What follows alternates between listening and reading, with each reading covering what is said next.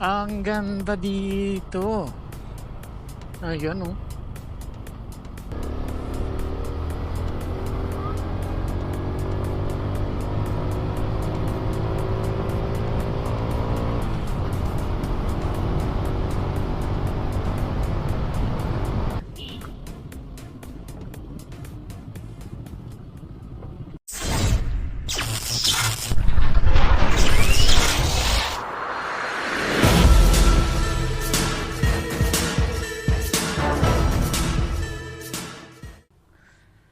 Good day guys. Ngayon ay dumating na pala ang ating sticker. Ayan oh. Naglagay tayo dito sa harap. At dito sa ating harapan.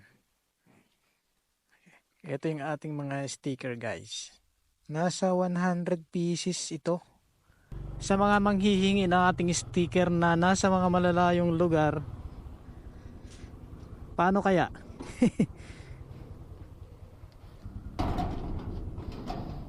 Pero yung mga nandito lang sa malapit at gustong humingi ng ating sticker ay available na po ito. Libre lang. Nung nangyari sa side mirror ko, ayan,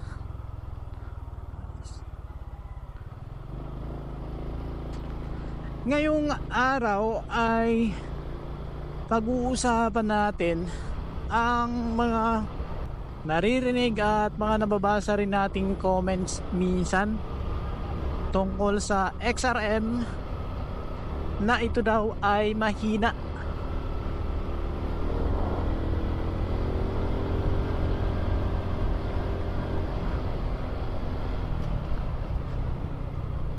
May mga nagsasabi na ang XRM 125 ay mahina.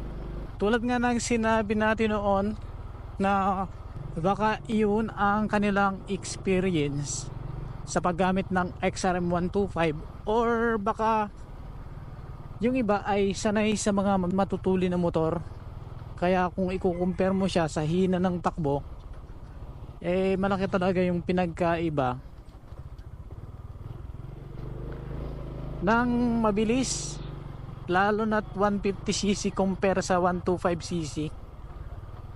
Iba-iba naman yung dahilan kung bakit nasasabi nila na mahina ang isang bagay or mahina ang isang motor. Yung iba ay marahil sa mga piyesa na nandito sa isang motor na sinasabi nilang mahina, o kaya naman baka sa makina, baka nahihinaan sila. Kung i-compare siya sa mga 125cc na mga scooters, hindi naman magkakalayo ang kanilang lakas, ang kanilang bilis. Base na rin sa aking obserbasyon sa mga 125cc. Maliban na lang siguro kapag ina-upgrade mo yung iyong motor at pinalitan mo ng ibang mga pyesa para bumilis or lumakas. Masasabi mong mahina ang isang motor, pero sa iba malakas ito. Ang ganda dito. Ayun oh.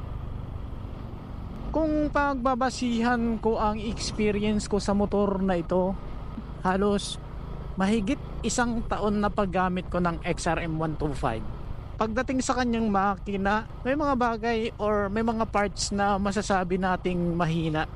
Hindi naman lahat perfect, di ba? Katulad nitong sa atin, na katulad ng mga nabanggit natin sa mga nakaraang video, hindi naman lahat dito sa aking motor na XRM ay maganda. At hindi rin naman lahat mahina. Pero may mga parts sa XRM na mahina.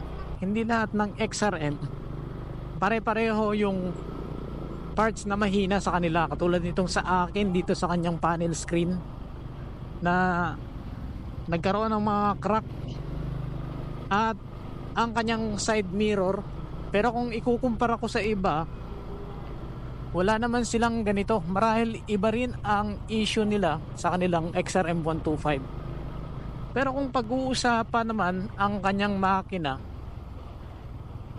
itong dito sa atin, yung mga naging issue lang natin ng mga nakaraan ay yung parang namamatay siya kapag ka umaga na malamig.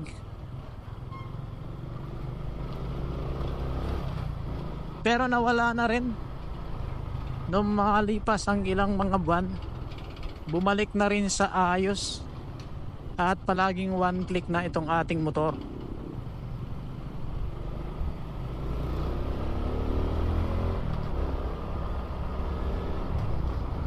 Pero pagdating sa performance ng makina ng XRM 125, hindi mo masasabing mahina kasi malakas ang makina ng XRM 125. Pag sinabi mong mahina kasi yung isang motor, hindi naman lahat ng parte sa motor na yan ay mahina. May mga parts marahil ay medyo mahina or hindi quality yung pagkagawa. Yan talaga eh, may mga parts talaga na hindi perfect, lalo na sa motor. Kahit anong klaseng motor, meron talagang masasabi tayong issue. Pero katulad nga na yung sinabi natin na bawat uri ng motor ay may kani-kanyang performance.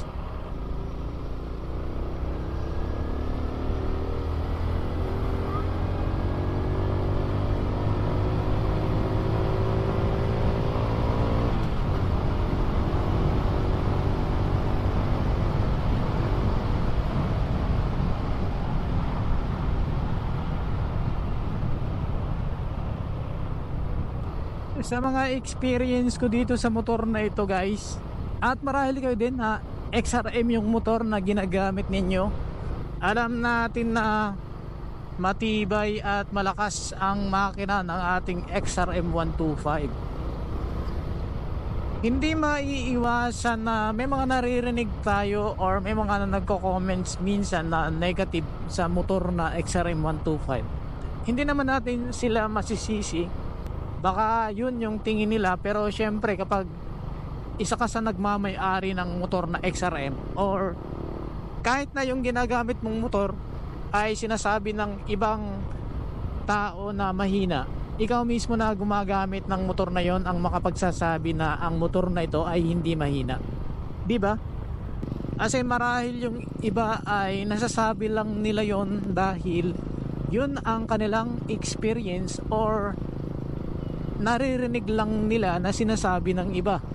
Pero kapag ikaw mismo yung nakasubok at ikaw mismo yung may experience sa ganitong motor, iba rin yung tingin mo sa XRM 125. At tulad natin dati na nag-alangan din ako kasi marami mga nagsasabi na ang XRM 125 ay mahina compare sa carb. Kaya naghanap ako ng carb, pero wala naman tayo nakita. At nang masubukan nga natin itong XRM 125, ang masasabi natin ay maganda ang performance, sulit ang performance at matibay ang makina, at higit sa lahat ay matipid sa gasolina. Hindi ko naman sa ikinukumpara ang XRM na maganda talaga. Sinasabi ko lang yan guys dahil yan ang aking experience dito sa motor na ito. Marahil kayo rin ay may mga kani-kanyang mga experience sa paggamit ng XRM 125.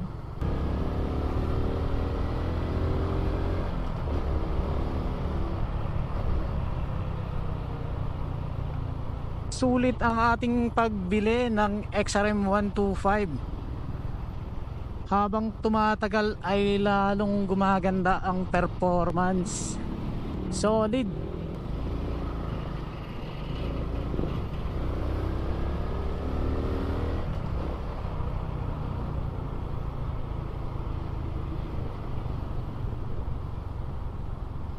Hindi pa natin ina-upgrade ang ating motor, wala pa tayong ibang mga ikinakabit dito. Katulad ng gear indicator na hindi pa natin ikakabit. Pero medyo nag-aalangan tayo na parang wag na lang.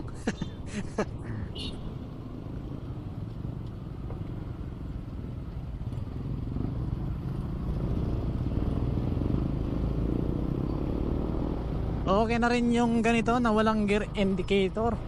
Ngayon ay pabalik na tayo.